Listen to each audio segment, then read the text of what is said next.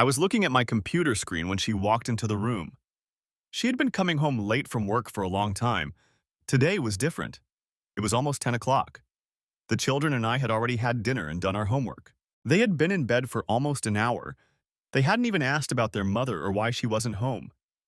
This had been happening recently, and it upset me. I had spent the last hour analyzing our finances. Over the past 2 years, the situation had deteriorated sharply. Our income had decreased significantly, but my wife didn't seem to notice. She continued to spend money freely as if we didn't care. I had just finished paying the last bills. Maybe we could make it through another couple of months. I was also rethinking my life plan. Maybe I had made a mistake. For the past 2 years, I'd been looking at a time bomb, wondering if it would ever explode. I always assumed it would happen eventually, but now I was beginning to have doubts. I don't know how long she stood there looking at me. Lately, I had been sinking deeper and deeper into my own thoughts. The loss of time was a byproduct. Finally, with her arms crossed and a familiar look of contempt on her face, she spoke. Michael, I want a divorce. I don't know what I felt at that moment. My spirit was so filled with doubt and self-loathing that I was almost numb with new emotions. It wasn't really that funny, but I tried to suppress the laughter anyway. My wife, with whom I had lived for 17 years, had just told me that it was over between us, that everything we had built together would finally be destroyed. I hadn't felt emotions like that in a long time, and it almost made me smile. Relief. I looked at her for just a moment, allowing myself to be transported back to our happy times one last time. Then I came back to reality. Okay, I was a better programmer than I was a manager. Unfortunately, programmers get promoted to project managers, then department heads, and then senior management. That's how I ended up as a senior product development manager. It was just a fancy title for a salesperson. In fact, at the time, I was the most qualified person for the job. I had created our flagship product line almost single-handedly. I nurtured it from the beginning and helped it evolve through 6 consecutive updates. I knew our product better than anyone else. When customers had questions, I had the answers. When our employees had problems, I knew how to solve them. Add to that a new haircut and an expensive suit, and I definitely looked the part. The raise and benefits that came with the promotion were meaningless. I would say I was mostly satisfied with my job, but I loved programming and missed it dearly. My position didn't allow me to do that. There were too many meetings and phone calls to allow myself the luxury of returning to the code. I was forced to watch a new batch of young, wild-eyed guys trying to outdo each other with their latest developments. I won't lie. Being the boss was worth it, but I always wanted my job responsibilities to be a little different. It came as no surprise to me when I was fired from Chicago Technology Solutions. If I had been in charge of myself, I would have done the same thing. At best, I attended meetings sporadically and missed deadlines too often. At the time, I wasn't trying to get fired, but I really didn't make any effort to keep my job at CTS. I was depressed for a long time. It took me almost 3 months to get out of my initial depression and try to move forward. But even that was a miserable failure. It took another month to find a way out of the predicament I was in. At least one I could live with. I think I would have gone crazy if I didn't have my children. They had a perfect daily routine that helped me get my life back on track. Breakfast, school, snack, afternoon nap, afternoon nap, afternoon nap, homework, dinner, bed. Breakfast, school, afternoon nap, afternoon nap, afternoon nap, homework, dinner, bed. That was my mantra, and it helped me find my way. I threw myself into my work to become a stay-at-home dad. I took on all the responsibilities around the house and driving the kids around. The kids genuinely enjoyed having me around the house. It helped me realize that I had some value. I wasn't completely worthless. If my wife sensed these changes in our family dynamic, she never said anything about it. I'm sure she didn't even notice. I met Jennifer Riley at a fraternity party. I had almost decided not to go. I joined the fraternity for the doors it would open after graduation, not to attend parties while I was in school. I decided I needed all the help I could get. My grades were excellent, so that wasn't a concern. However, everything else about me was just average. Height, weight, looks, personality, average. My name, Michael, was the most popular name from 1961 to 1988.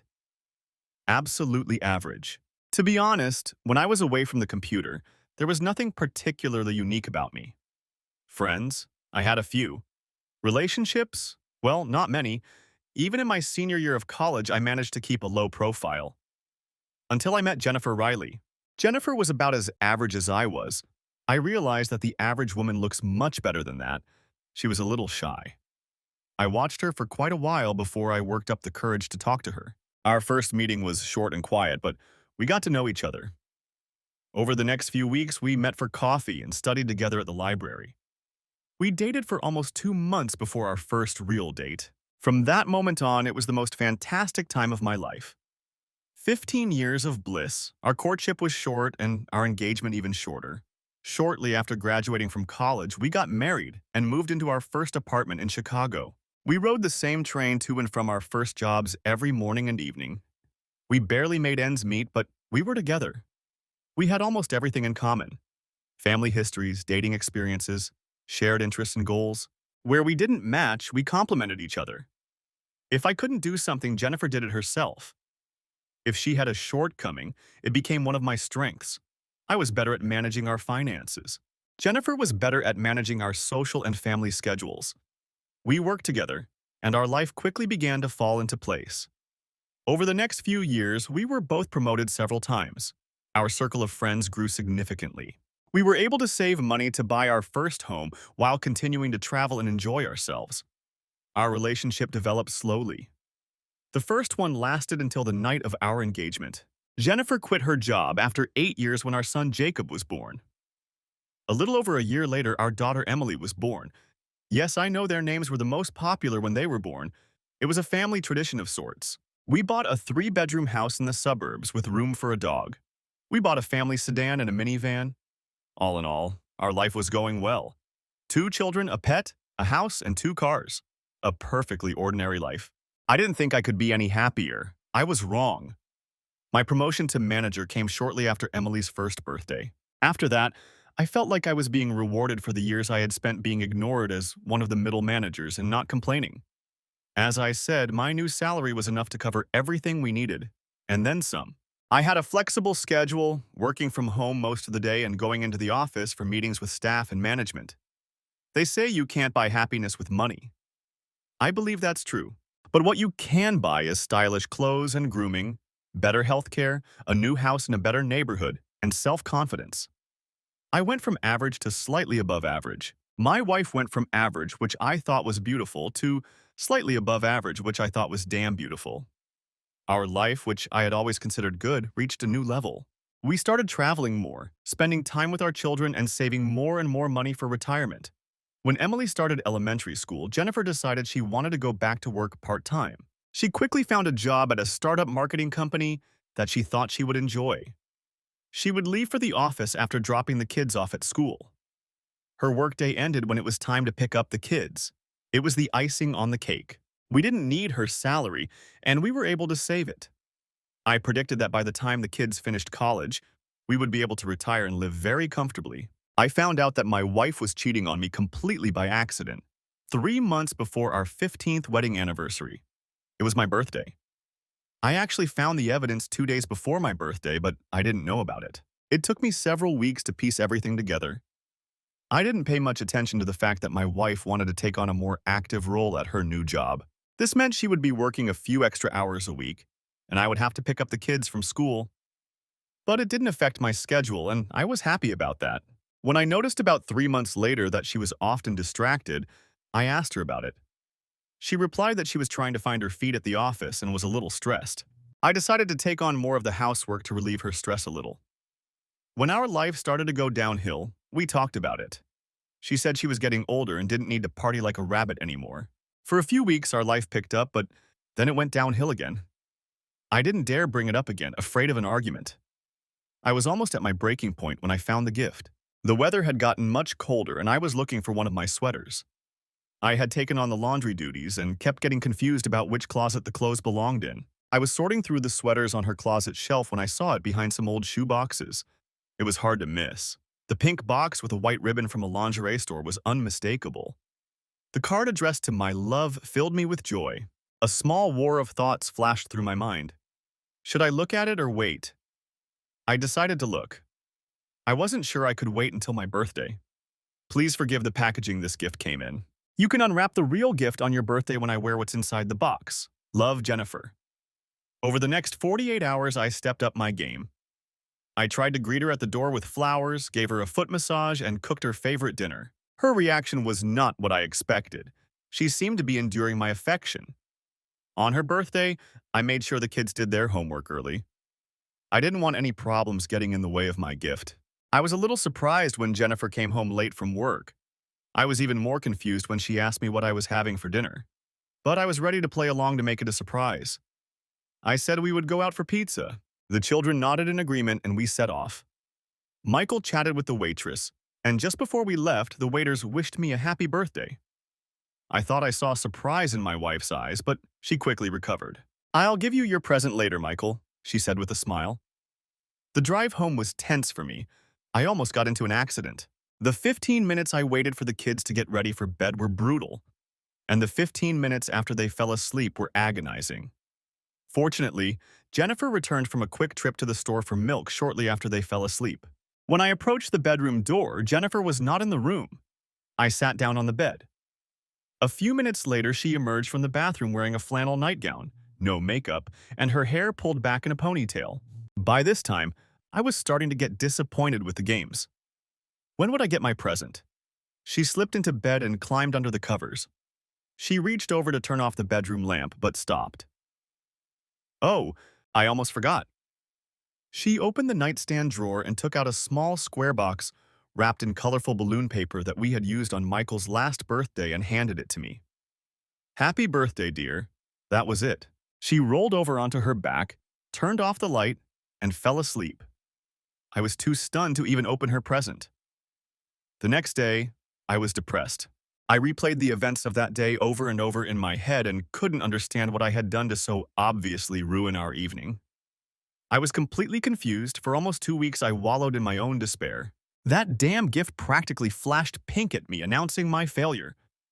I had heard all the cliches, the husband is the last to know, and so on. I have to admit that I really was clueless. The thought that Jennifer was cheating on me was so foreign to me that I didn't even consider the possibility.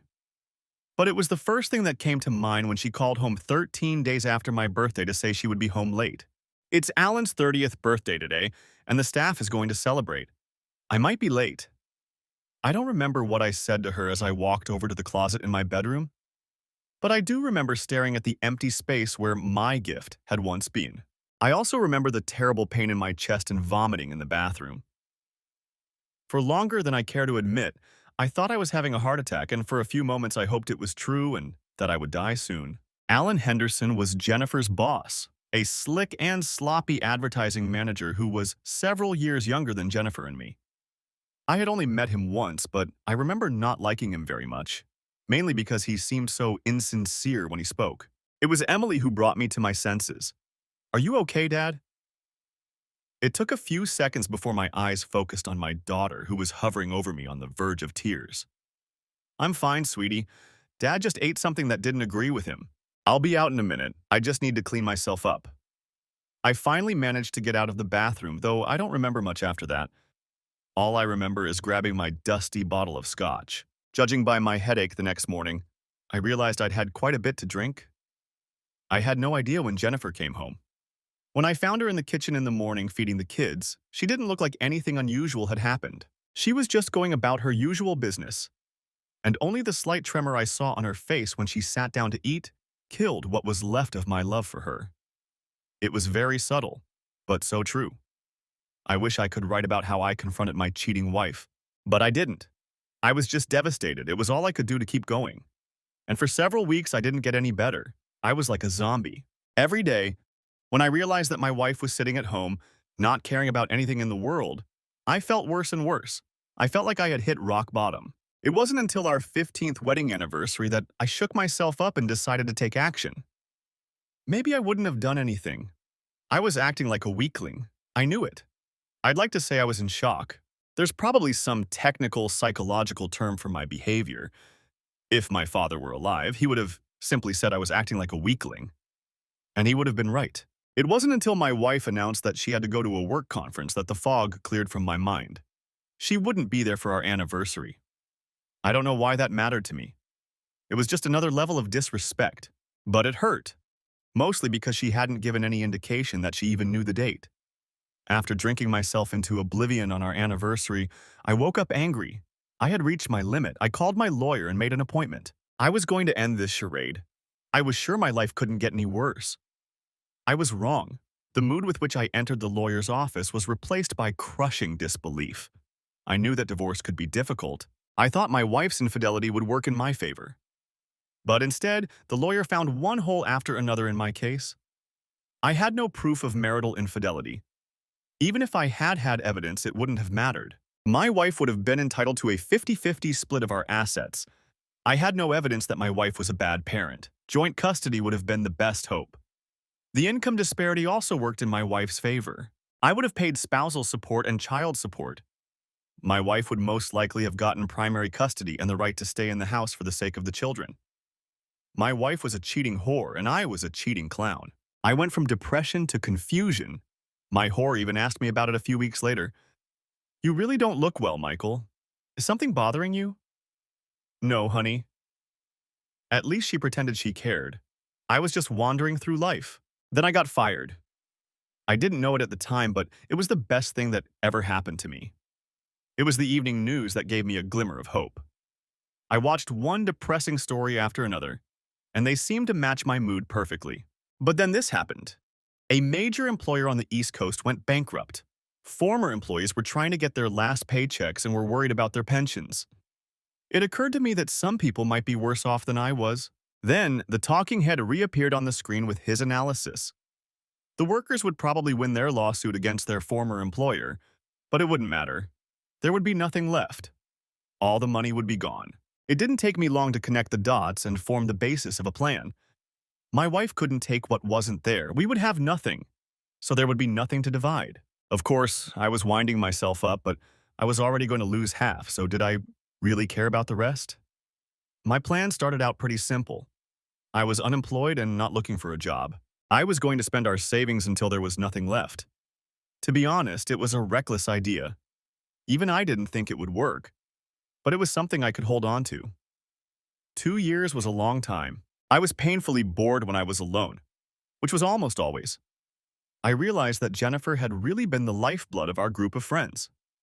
When she drifted away from me, I discovered that I didn't have any truly close friends. I was an only child. Both my parents died young, my father of a heart attack and my mother of cancer. I was truly alone. I know that a detailed account of how I lived my life would seem boring to you, but I can say that my life was terrible. For 2 years, my children were the only good thing in my life. I had never spent money on anything unnecessary before. I still kept receipts for everything I bought. I started withdrawing small amounts of cash every week and putting them aside. After about 2 months, I realized that we weren't spending money fast enough to make a difference. Obviously, I was good at saving money, but not very good at spending it. So I stepped up my game and made some adjustments to my original plan. I enrolled in an executive MBA program. The university was expensive, but it was local. I spent almost $120,000 in one go. I paid cash for a new luxury SUV, $60,000 out the window. I fully funded my children's college savings accounts. That cost another $260,000. I spent thousands on a new wardrobe and started withdrawing more and more cash twice a week. I would drop the kids off at school, stop by the bank, and head to the lake. I never gambled with the money I took with me. A few bucks here and there to entertain myself.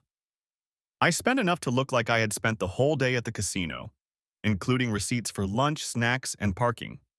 Most of the money went into a wall safe in our garage. My personal post-divorce stash in case everything went south. My other expensive purchase? Constant private surveillance of my wife and her lover. I asked for everything. Videos, photos, a daily log of events. I'm ashamed to say how much it cost me. You're probably wondering if my wife noticed any of my spending. I would say yes, except for the gambling. I had to tell her about the money transfers to the kids because I needed her signature on the guardianship accounts. She saw my car and my clothes. She didn't say anything about them. I'm sure she thought I was working and that we were still living the easy life. She went shopping too, but I didn't say a word to her. I often wondered who benefited from her buying more underwear. We just never discussed it. We were cordial with each other and talked every day. It was as if we were tolerating a roommate we didn't particularly like. Sex? Don't even think about it. The time I spent with my children was the highlight of my existence. I did everything I could to support their interests. We did homework together and played games. We went to parks, rode bikes, and went to the movies. Since I took on the role of home cook, they seemed interested in helping me. I found some simple recipes and let them do it. Jennifer usually showed up sometime during the week. I didn't exclude her from our family activities, but I didn't try to involve her either. If she happened to be around and wanted to participate, she just did so without saying a word to me. I received weekly reports on what my wife was doing. I thought she was just having fun with her boss, but in fact, it was several guys from her office. After a few months, clients from the company appeared on her dance card. Was it painful? Not really. I already considered her a whore. The fact that I now had proof didn't bother me at all. It wasn't very interesting reading. In a way, I felt better, but not by much. It was clear that Alan Henderson wasn't a very skilled lover, although he did have the ability to spread his gifts among several different women. That surprised me a little. Judging by her gift, I assumed he had some kind of relationship with my whore, but in reality, they were more like idiot friends. She just let him have his way with her. It was the same with most of the other 6 men. But there was one client, a little nerd with glasses and a pocket protector to cement his geek status, who really let Jennifer have her way with him. The photos and videos were too grainy to tell if she was enjoying herself, but I found it quite painful. Despite my classes, kids, and gambling, I had a lot of free time. So I decided to focus on my life after marriage, which I assumed would happen someday. I started working out. I had always been in decent shape, but nothing special. During this time, I achieved some good results in bench press and endurance running. I believe that huge muscles and good looks are mostly genetics, and I clearly didn't fit into either category. However, I was personally very happy with how I looked. I started researching the latest news about my former industry. I decided that at some point I would need a job. The year I spent away from the madness had left me far behind, I thought. Every day I spent several hours researching the latest technologies and software packages. I was particularly interested in my old company, CTS. It seemed like they were stagnating. They weren't losing market share, their revenues were stable, but they weren't gaining momentum. In the technology business, if you stand still, you lose. I also spent a significant amount of time studying divorce. Part of my time was spent devising new devious plans to destroy the life of my hopefully soon-to-be ex-wife. However, most of my time was spent studying how divorce affects children. I had already experienced a lot of pain of my own, and children had played a significant role in that. I wanted to be sure that when their transition period came, I would be fully prepared. There is a lot of information out there that I considered complete nonsense. Another 8 months of my adventure passed, and I started to panic.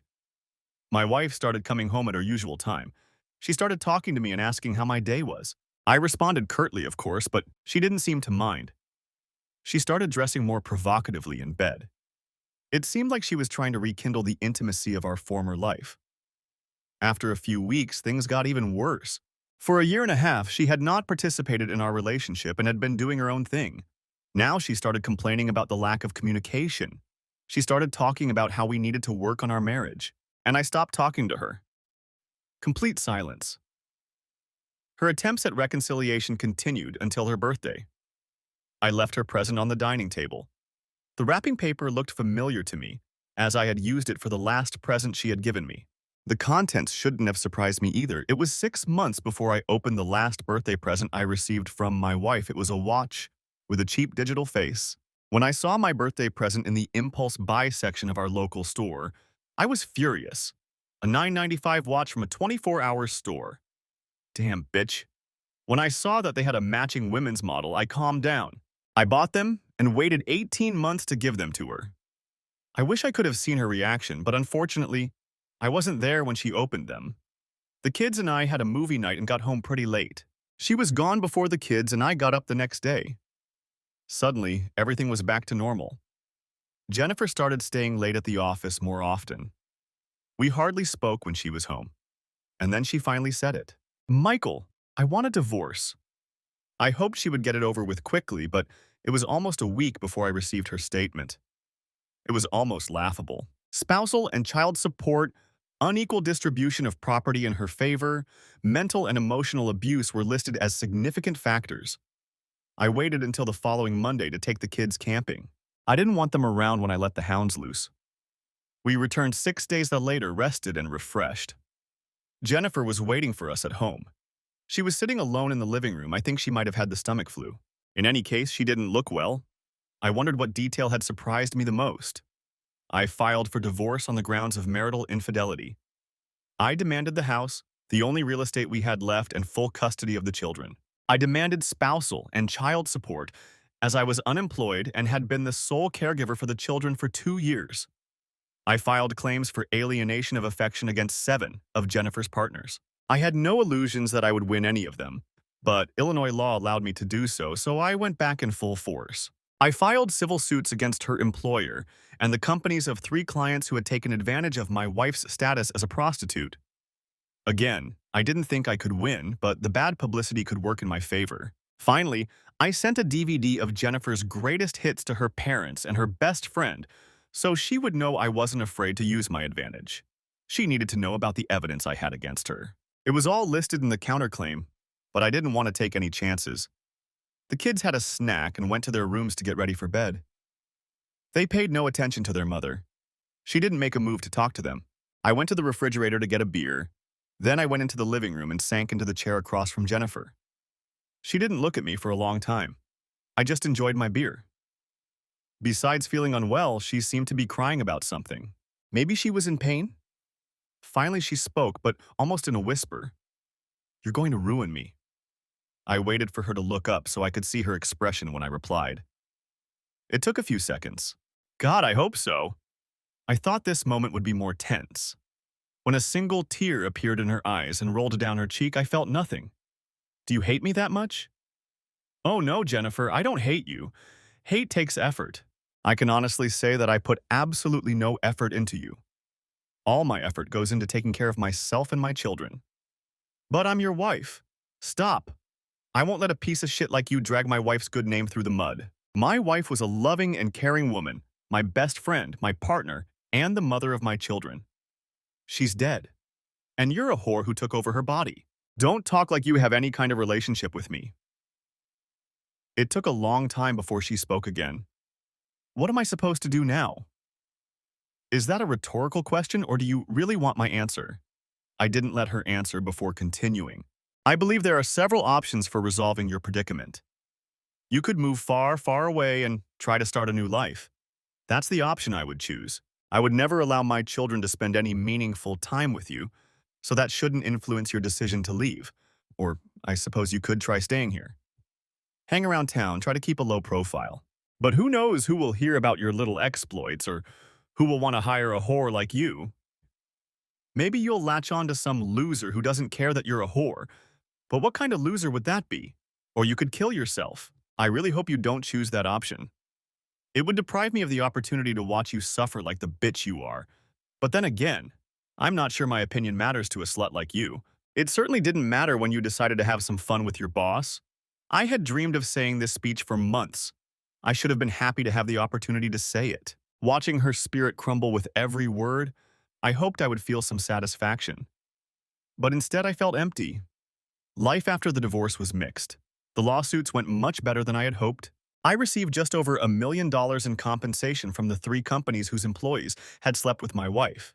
It was surprising because my lawyer told me not to expect much. During our post-match analysis, we decided that after he had dealt with my ex-wife's company, they wouldn't want any negative publicity. We destroyed my ex-wife's company with lawsuits, testimony, and leaks to the press. I also started my own secret campaign, emailing their remaining clients' executives with information about my wife, her boss, and their friends. Do you really want to be in bed with this company when the shit hits the fan? It took some time, but gradually their revenues dried up. Employees who didn't want to be associated with the scandal quit. Eventually, they filed for bankruptcy. Alan Henderson was fired and left town in disgrace. The $200,000 check I received was smaller than my other victories, but much more satisfying. I received nothing from the seizure claims. I didn't expect to get anything. However, 4 wives in subsequent divorces got their share from their husbands. It wasn't all champagne and roses. In the process, I was traumatized. I often encountered people who were familiar with my situation. For a while, the ridicule and taunts got out of hand. I don't know if it was fortunate or unfortunate, but I didn't care. I already felt like a failure, so other people's words didn't bother me. Some of those bastards were actually pretty smart. I managed to shield my children from most of the side effects. That was always my main concern. They were sad for a while, but they soon recovered. My biggest victory was returning to CTS as Vice President of Design and Development. One way to distract myself from my personal problems was to return to programming. In 2 short years, I was able to develop an add-on to CTS's core software that allowed it to easily integrate with 2 other popular software packages from competitors. I started my own company and began selling my developments. In less than a year, I received offers from all 3 companies to buy my company and my software. I received $11 million from my company and an incredible compensation package from CTS. I'd been thinking about retirement for a long time, but due to my complete lack of a social life, I was sure I would become a recluse if I didn't give myself a reason to leave the house every day. My new income allowed me to hire a lovely old lady as a housekeeper and nanny for the children. A year later, Mrs. Marlin Jensen moved in full-time, settling into the apartment above the garage in our new home. She was like a grandmother to my children, mostly sweet and kind, but strict when necessary. Most of all, I appreciated the advice she could give my children, the kind that comes only with the wisdom of experience. I loved my children and did my best to be a caring and attentive father. But I was also spoiled, irritable, and cruel. I also turned to her for advice. She was my rock when decisions had to be made. The children grew up and became adults, and I saw them and their families from time to time. Unfortunately, over time, our closeness faded. I didn't hold it against them at all. It was better to keep me at a distance so that my bitterness wouldn't affect their lives. Mrs. Jensen worked for me until the children left for college. Then she retired. I offered her free room and board as her pension. She was a constant presence in my life for 15 years. She tried her best to get me to live again and find someone to share my life with. I appreciated her efforts, but in the end, she died knowing that I would always be alone. I never opened up to anyone else. My friendships were shallow and unfulfilling. I never went on dates except for a few group dinners organized by casual friends. I had earned a reputation as a cold, ruthless bastard who couldn't be crossed. For the most part, people avoided me, and I blamed no one but myself.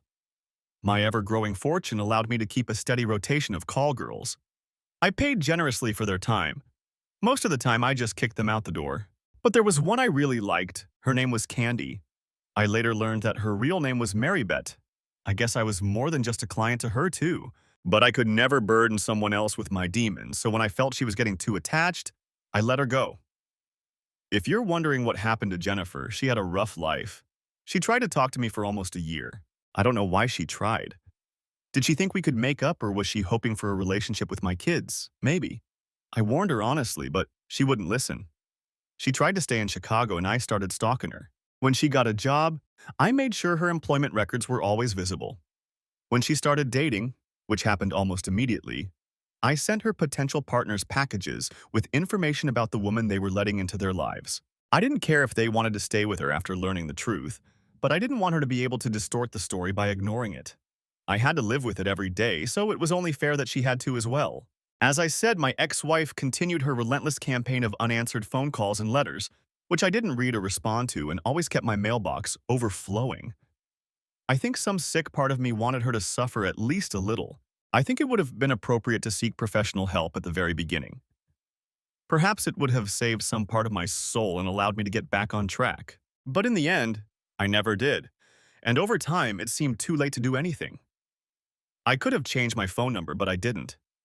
My assistant could have sorted my mail, but I always did it myself. I could have blocked her incoming messages. Then I wouldn't have been able to accidentally open one of them. It was a stream of apologies that meant nothing. Of course, the situation was getting out of hand. She had always loved me. Hadn't she suffered enough? I responded with a gift and a simple note. I bought some lingerie from her favorite store and wrapped it neatly in white ribbon that complemented the pink color of the box. I included a beautifully handwritten note. I'm sure she appreciated the symmetry when she opened the card addressed to bitch. I hope she understood the meaning of my words. I thought the words "go screw you" were pretty clear. There was actually a more vulgar expression, but I'll spare you that. One of her potential suitors tried to hold me responsible for the torture of my ex-wife. He showed up at my doorstep, full of cheap bravado, pushed me in the back, and knocked me to the ground as I opened the front door. That was his mistake. As I said, I was nothing special. I had no martial arts training or special forces training. I was just a regular guy. I had never been violent. Hell, I had never even been in a fight. But what I did have was rage. Undiluted, unspent hatred for my wife and her lovers. He became the unfortunate recipient of my release. I got away with a nasty bump and a broken rib. He was lucky to be alive. He pleaded guilty to misdemeanor assault and trespassing and got probation as a first-time offender. I think the years of reconstructive surgery and rehabilitation made a bigger impression on him. Jennifer never tried to contact me again. I stopped following her a year later when she found a steady job cleaning rooms at a tourist hotel in a town about 700 miles away, in the middle of nowhere in Virginia. The only time I saw her again was 16 years later at my daughter's wedding. I know that the kids met Jennifer again a few years after they graduated from college. I didn't try to stop them from finding her. The years hadn't been kind to her. She had gained at least 20 pounds, and she had deep wrinkles around her lips and other signs of smoking. That was new. Overall, she looked old and worn out. But underneath it all, I still saw the woman I had given my heart to. I felt nothing for her, but I saw her. She sat alone in the church for newlyweds, against the back wall. Her interaction with my daughter was brief, cordial, but distant. She made no attempt to talk to me. We didn't come within 30 feet of each other for the rest of the evening. She was standing on the street waiting for a taxi. When I saw the ring on her finger, I smiled for the first time in a long time. Judging by the small gold ring and tiny diamond on the ring finger of her left hand, she was doing better than I was. I walked over to her and stared at it for a few moments. When I looked up and met her eyes, I saw a deep sadness in her gaze. "By the way, you were the first person who ruined my life." I looked at her left hand, then back into her eyes. "I'm glad you found someone. I hope he makes you happy." I quickly walked to my car. My driver was already waiting attentively for me. "Good evening, Mr. Smith. I hope you had a pleasant evening, sir. Shall we go to the club?" "Everything went as well as I could have hoped, Jonathan. Let's go straight home. I think I'd like to be alone tonight." "Of course, sir." As we drove away, I tried my best not to look back, but I managed to catch a glimpse of her. Goodbye. Michael Smith was not a handsome man. At first glance, there was nothing remarkable about him. But he was very kind, pleasant-looking, and intelligent. And he was different from other guys. Our first meeting took place on what was probably the worst night of my college life. My sorority sisters had abandoned me in the middle of a fraternity party. They had promised to stick together all night, but they jumped at the first chance to fool around with some of the popular crowd. I waited for them for 2 hours while a bunch of drunk jerks harassed me. When he finally came up to me, Michael looked me straight in the eyes. He introduced himself politely and made small talk for a few moments. He spoke almost in a whisper, but his eyes never left mine. After a while, he left. "It was nice chatting with you, Jennifer. I'd like to invite you out for coffee sometime. Here's my name and number if you're interested. Thanks for talking to me." It was the highlight of my semester. To be honest, I almost didn't call him. I waited a little over a week before deciding what to do. We met for coffee. He asked me all sorts of questions. I found him very easy to talk to. It was during that first conversation that I realized what made him unique. Outwardly, he was quiet and unassuming. He wasn't bad-looking. Maybe he was even a little handsome. But he was brilliant. It was obvious. He could talk about any topic and was knowledgeable about all the questions I asked him. He said he was studying computer science, but he could obviously have chosen any other major. We started talking about my subjects, especially the ones I was struggling with, particularly ancient philosophy. I was studying business and advertising. Unfortunately, I had put off some of my least favorite electives, and I was finding it a little harder than I had expected. Michael's eyes never left me. Just like when we first met, he looked me straight in the eye the whole time we talked. His motive was clear. He was genuinely interested in me as a person. I was flattered. He suggested we study together at the student union or the library. So 3 days later, we were together again. I wouldn't call it studying. I would call it advanced tutoring. Michael spent 3 hours at the library on Friday evening helping me prepare for my philosophy exam. When I didn't understand something, he apologized for his teaching methods and tried something else. He was so patient. He never made me feel stupid when I didn't understand something. I could feel his excitement over the phone when I called to tell him I had passed the exam the following Tuesday. I could tell he was proud of me. He didn't take credit for helping me, saying that he was actually being selfish by trying to spend time with me and that it was the most enjoyable time he had had on campus. I also learned what made Michael different from other guys. During the week, he was focused solely on his studies. There were no parties, no drinking, nothing to distract him. At first, it annoyed me, but then it started to annoy me. For the next few weeks, we didn't go on what I would call real dates, but he called every day just to talk to me and see how I was doing. He left me notes to let me know he was thinking about me. We still met for coffee or at the library, and we had lunch together once or twice.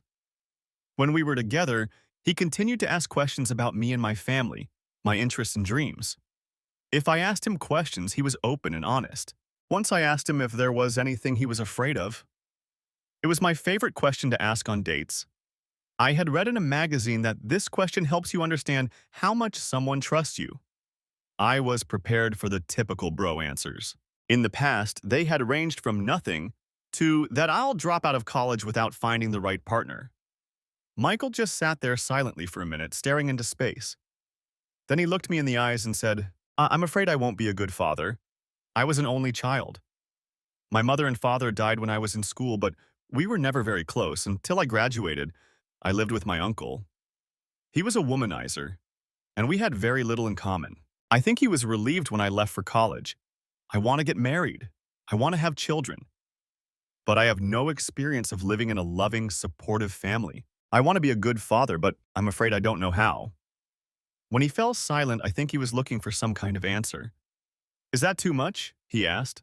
No, Michael, not too much. Just enough. About 4 weeks into our relationship, Michael asked if I was free on Saturday. I said yes, and he said he would be at the women's club at lunchtime. The days leading up to that Saturday were strange. I kept asking Michael what he was planning. He wouldn't tell me. My sorority sisters kept smiling at me and whispering to each other. I was on edge when he finally arrived. He was dressed in a burgundy and sky blue robe. 3 of his brothers from the fraternity were dressed the same and were carrying a large refrigerator and 2 huge trays of food. Michael was holding a DVD in one hand and a West Ham t-shirt for me in the other, and he had a huge smile on his face. He asked me to show him the big room in the house. When we turned the corner, most of the house was decked out in West Ham colors and started chanting. I was blown away. Once, maybe for 30 seconds, I complained about missing my family's trip to England. I had a distant cousin who played for West Ham United's club team, and my family had planned a trip to London to watch him play. Unfortunately, the trip fell during a very important test week for me, and I couldn't go. I was very disappointed and told Michael about it. He asked a friend from a local sports bar to record the West Ham game on satellite TV. He learned the team chants, taught them to his friends and my sisters in the sorority, and watched the game so he would know when to start them. He and his friends brought several cases of English ale and prepared fish and chips. While the game was on, we sang, drank, and cheered. In the 72nd minute, he told everyone to be quiet and told me to look at the screen. I was able to see my cousin score his first Premier League goal, with a slight delay, of course. No one else in my family could say that. It was the nicest thing anyone had ever done for me. When it was over, he and his friends cleaned up and left. Michael said he would call me later. I stayed behind to fend off teasing about the dreamy look in my eyes, but it was worth it. Our phone calls, notes, and coffee dates continued for a couple more weeks until one day, as I sipped my latte, I noticed that he looked extremely nervous. Everything okay, Michael? What? Oh, yeah, sure. Everything's fine. I just wanted to see if you had any plans for Friday night. And if you're free, would you like to have dinner with me? You know, like a date. With me. Friday night. I'd love to have dinner with you, Michael. The look of relief on his face was amazing. It quickly turned into one of the widest smiles I had ever seen. It was on his face as he finished his coffee, as we walked out the door, and as he turned to wave at me as he walked to class. I could see it from almost a block away. From that moment on, everything around me turned into a perfect whirlwind of love, romance, and friendship. I did better in school than I ever had before. I had more fun than I ever had in my life. People treated me differently too. I was more comfortable being myself, the woman Michael loved, and I think that attracted people. I would say that being around Michael was like getting a daily dose of vitamins for my ego. Maybe he was always selling himself, but he was never shy about describing me in the best terms. In fact, it was quite the opposite. Michael was a pretty good-looking guy, fit, if not athletic. He was always well-groomed, bordering on elegant. He was fun to be around, everyone liked him, but he was a little shy with new people. I can say with confidence that he was always the smartest person in the room, including the professors, and everyone knew it. But with his easygoing manner, he shied away from attention to spend time with me. He often told me that he was just a regular guy who won the lottery when he met me. I described myself as pretty. My friends described me as pretty. My family described me as pretty. I was always a little self-conscious about my appearance and my body. It was hard not to be. Some of my sorority sisters were gorgeous, with model looks and toned bodies and bikinis. But it was hard not to feel like I had something special when I looked at myself through Michael's eyes. I felt like the longer I was with Michael, the more valuable I felt. I was on cloud nine when graduation came around. One of the silly rituals of female society at the end of the year was playing the potential husband game. As one of the few sisters who didn't have a steady boyfriend, I was never able to participate. It was a favorite event for a large group of graduating seniors, and it always drew a big crowd. It was pretty simple. Each sister would come out alone in front of the assembled graduates and give a positive or negative example of another sister's boyfriend from the past year. The sister whose boyfriend received the most positive reviews won. I can't say I was completely shocked by the result, but I was a little shocked. For the first time in the 29-year history of this event, my Michael received all positive reviews, one from each sister. I had never felt so proud and was a little disappointed that, according to tradition, I wouldn't be able to tell him about his victory. 3 days later, I finally found a way to reward him. The day after graduation, Michael drove me home. I was from Chicago, and Michael had been offered a job there. We spent 4 hours on the road holding hands and talking. We stopped for a quick breakfast and a kiss. We arrived at my childhood home just before dinner. Michael spent the next 2 hours charming my parents. I was a little surprised when he asked if he could buy my father a beer. They left before I could object.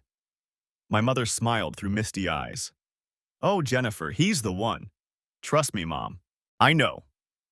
Michael and Dad smiled and laughed all the way to the front door when they finally returned 2 hours later. Michael told me he would come back for me after he checked into his hotel, said a quick goodbye to my parents, and left. The last thing he said to me was that he had asked my father for permission to marry me. It was a night I will never forget. It was magical. After a wonderful romantic Italian dinner, Michael proposed to me on the deck of the Willis Tower. It was a beautiful, clear evening, and the lights of the Chicago skyline almost matched the glow in my heart. As a virgin in college, I had always felt a little awkward. I'm sure I was the only sister in the sorority who was still at home. But that night, it was a precious gift, part of a perfect set. Michael gave himself to me that night. I could feel it. He was patient, loving, and gentle. I couldn't have dreamed of a more perfect connection. I asked him where he learned to be such a fantastic lover. "Modest as always," he whispered. "I read a lot."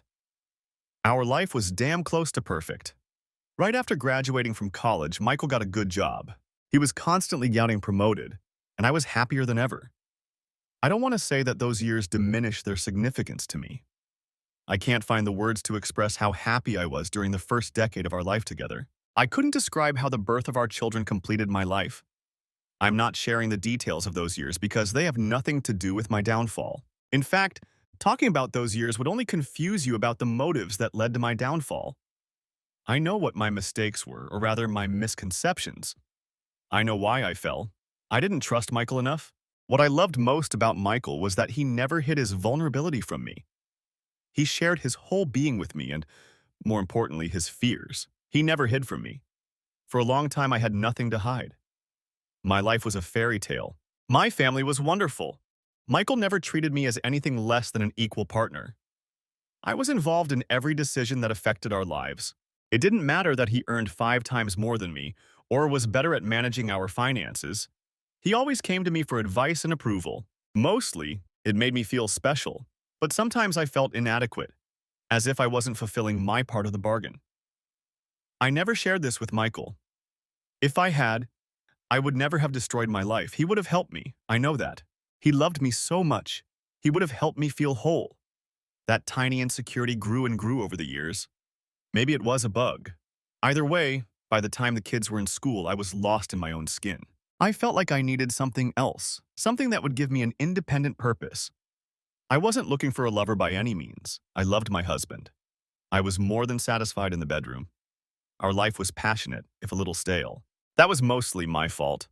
I knew my husband wanted to be a little more adventurous, which is probably the right word, but I decided, why ruin a good thing? No, I wanted to feel equal, not just treated as an equal. So I found a job and announced that I was taking it. I had it all figured out. I was fully prepared to defend my reasons for wanting the job. Our argument lasted 4 seconds. I think that sounds wonderful, Jennifer. Whatever makes you happy. And it worked. I solved my problem. On my own. I didn't need help. The vanity of my thoughts in those first few months made me sick later on. But at the time, it was exciting. I felt like I could go out into the world as an independent, confident woman. The mood in our office could be described as flirtatious. At worst, it could be described as a den of debauchery. My colleagues, both male and female, were young, cocky, and energetic. There were several intercompany romances going on. But there were no relationships. No one hid it or thought there was anything wrong with it. My boss was probably the worst of them all. Alan Henderson was a pretty good-looking guy, although not really my type. People constantly teased him, saying he couldn't keep a girlfriend, and congratulated him on his latest conquest. I didn't jump into bed with the first guy I met. In fact, I rejected him. Hard. But it made me wonder if Michael and I were missing something in our lives. Our group of friends was pretty reserved when it came to that. There wasn't a single conversation in our neighborhood that even came close to the daily barrage I heard at the office. After the first Christmas party with our group, when I introduced Alan to Michael, my life changed forever. I realized that they didn't like each other, even though they pretended to get along perfectly. I stopped talking to Michael about my job and never mentioned Alan. I could tell that my job and my boss bothered him. After that night, I noticed that everything had changed at the office. Alan started paying a lot of attention to me, praising my work in front of others and asking how I was feeling. He started asking me to have lunch with him. We always discussed our latest project in detail. He started asking for my opinion more and more often. Then he would ask a few personal questions, and we would end the conversation and get back to work. He also started complimenting me on my appearance. Looking back, I can say that he worked on me for several months, and I fell for it like a fool. I don't remember the exact sequence of events that led to this. With deep regret, I admit that I enjoyed every minute of it. Alan's skillful seduction made me feel desirable, emotions that I thought were long gone. Years later, analyzing my behavior, I realized the full extent of my betrayal. I didn't feel that Michael desired me because I didn't give him anything to desire. I knew what kind of man he was. He would never do anything to make me feel uncomfortable. I was his true partner and beloved mistress, not a girlfriend for entertainment. But he was very perceptive. The slightest hint from me was enough. Any suggestion that I wanted something else would have led to dramatic consequences. A painful analysis of my married life revealed that Michael was clearly looking for any opportunity to energize our relationship, and I was ignoring him. I am terribly ashamed to admit that I did all this and much more for Alan. It turns out that I was a whore to him. I had become too deeply involved with Alan before I realized the truth. I gave myself to Alan as a birthday present. The contrast with Michael was striking and almost immediately changed my thinking. Alan didn't love me, and I was making a terrible mistake. I told Alan that our affair was over the very next day. He laughed and pushed me out of his office. The package was on my desk when I returned from lunch, along with a note to be at Alan's office at 5:30. The contents of the package ensured that I would comply with his request. Alan's photographs became the lock that chained me to him, and the hell that my life became for the next year and a half and beyond. The entertainment with the two colleagues who were waiting for me in Alan's office was very pleasant compared to what I had to do during those 18 months. Suffice it to say that I was the company whore, Alan was my pimp, and I hated him almost as much as I hated myself. I tried to find a way out and failed every time. It was only when I could no longer accept the immorality of my actions that the solution presented itself. When I was asked to entertain a stranger in a conference room full of people, I knew I'd had enough. I found the solution that had eluded me for so long. Courage. I told Alan that I'd had enough and that I didn't care who he showed the photos to. He just laughed, and that was the end of it. I felt so stupid. I have to say that when I woke up from the nightmare, I was surprised by the state of our house. Michael and the kids seemed to be doing just fine without me. Deep down, I thought it would be hard for them to live with the neglect I had imposed on them. But it turned out to be just the opposite. It seemed like they didn't need me at all. Michael was clearly on top of things. He had a new car, new clothes, and looked like a successful executive. I felt terrible when I realized how long I had neglected my family. I decided then that I would devote my life to them again and do everything I could to make up for my betrayal. But a distance had formed between us that hadn't been there before. I often wondered how long it had been going on. Michael never raised his voice to me. We never argued, but he treated me like an unwelcome guest. I decided I needed to show him the best side of myself. I tried to seduce him with hints, but nothing worked. He barely touched me. After a few months, I looked at the state of our marriage. No intimacy, no communication. I decided I couldn't live like that. I suggested marriage counseling. Then Michael stopped talking to me. I don't mean that he stopped trusting me.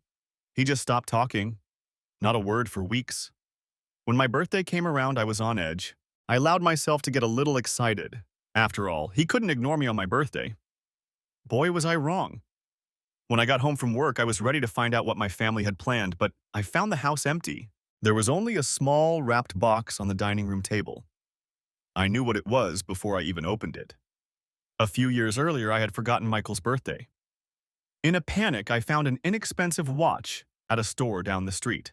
I planned to make up for my mistake later, but never did and eventually forgot about it. My gift was a mistake, but his gift was calculated. By the time I went to bed, I was furious. Keeping the children away from me on my birthday was just cruel. I couldn't believe he had done that to me. And the gift. It was out of the ordinary. I should have realized that something was terribly wrong. The symbolism should have been enough. Michael wasn't a bad man. He was the most gentle, caring, and loving person I had ever met. If I hadn't been so angry about that damn gift, I could have saved my marriage. If I had confessed my sins and asked for forgiveness, maybe there would have been hope.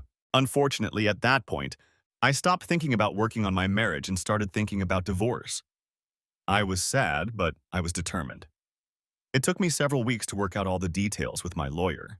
I told her how distant and even cruel Michael had been, how he kept the children away from me, how he ignored my request to go to counseling, how he stopped talking to me. My lawyer jumped on my comments. She said I would get good compensation. We reviewed the lawsuit. I felt I was doing the right thing, but also standing up for what I needed to have a normal life. All that was left was to break the bad news. I stood silently in the doorway of the small room and looked at the man who was once my husband, my other half. He looked like the same person, but he wasn't. Finally, I had had enough. Michael, I want a divorce. There was a long silence, but I saw no emotion on his face. I thought he smiled, but he was probably just in shock. That must have been it, because his reaction was not what I expected. No shouting, no questions. Okay, that was it. The following Friday, he was served with my divorce papers. That weekend, Michael was in a better mood. But if he was trying to make up for his recent behavior, it was too late. I wasn't in the mood for reconciliation. He even said goodbye to me at the door when I left for work on Monday morning. Too little, too late, I thought. When I got to the office, I realized there was a big problem, but I had no idea what it was. My boss, the company president, and our corporate lawyer were arguing in the conference room. Fists full of papers were being waved around. I was so busy watching the commotion that I didn't notice the man waiting for me at my desk. He caught me off guard when he spoke. "Jennifer Smith?" "Yes. You're being served." The man handed me a thick envelope, took my picture, and left. I didn't even have a chance to sit down, let alone look at the contents of the envelope. As soon as the man left, a security guard and the HR manager stood in front of me. "Mrs. Smith, you are suspended from work pending an investigation into allegations of inappropriate behavior in the workplace. Please gather your personal belongings and leave the building," she said. It was humiliating to gather my things while my colleagues watched. It was even worse when I was escorted out of the building. I had no idea what was going on. I had barely left their parking lot when my phone rang. It was my lawyer. I didn't even have time to say hello before she hung up. Withholding important information and making her look like an idiot were the only phrases that made sense. I drove home in silence. When I arrived, the house was empty again. I had no idea what kind of hell I had unleashed until I finally calmed down enough to remember the envelope. Michael's counterclaim was devastating. Almost all of my extramarital affairs were documented. There was no money. He had spent almost all of our savings. The word adultery hurt me the most. I thought things couldn't get any worse. So I tried to call my parents. I needed support. My father called me a whore and hung up. He didn't need to explain why he thought that. I already knew. The next 7 days felt like the loneliest of my life, but years later I will look back on them fondly as good days. Michael left a note which I found later. He had taken the kids camping and would be back on Sunday. That first evening, my best friend Rebecca called around 7 to see how I was doing. She said Michael had sent her a DVD and that I didn't want to know what was on it. Over the next few days, my lawyer described in detail the hopelessness of my situation. I was being fired, my company, several clients, and all my partners were being sued. I would lose custody of my children. I would lose everything. At that moment, I was willing to do anything to get Michael to stop the legal proceedings. I tried to prepare for his return. Unfortunately, I couldn't stop crying. When the family returned home, I was a complete mess. The children walked past me as if I wasn't even in the room. Michael came in a few minutes later, beer in hand, looking like he didn't care. I forced myself to speak. "You're going to ruin me." The pure hatred in his voice destroyed me. God, I hope so. When I tried to bring up our history as husband and wife, he called me a whore. At that point, I wasn't even talking to him. I was just thinking out loud. But Michael launched into a tirade that lasted several minutes. Whore, slut, bitch. Every word tore me apart. I was fed up. Then he got up and left the room. I can honestly say that I didn't give up.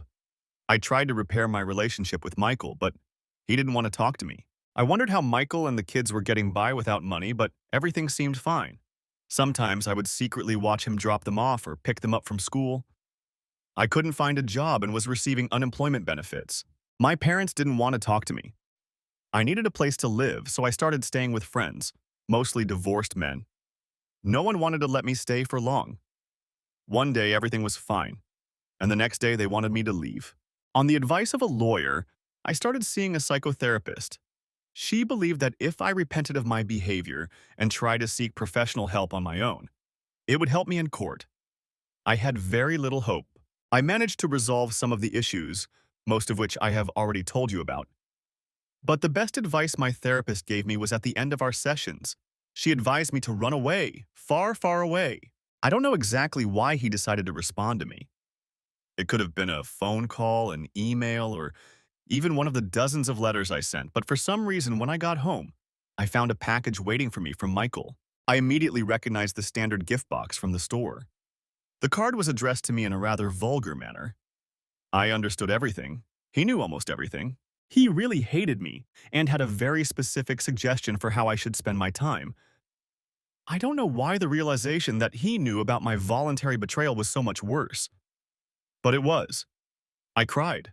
A lot. At the time, I was living with a friend of a friend of a friend of a friend of a friend of a friend of a friend of a friend of a friend of a friend, a decent guy named Robert. I think he wanted our relationship to be more than just roommates. When he came into the room to see what was going on, I could tell he had been drinking. When he saw the bag, he flew into a rage and ran out the door before I could stop him. I became concerned when Robert didn't come home for several hours. You should have been. The nurses at the hospital weren't very talkative, but they knew most of the story. Apparently, Robert had gone to confront Michael. Michael had nearly beaten him to death.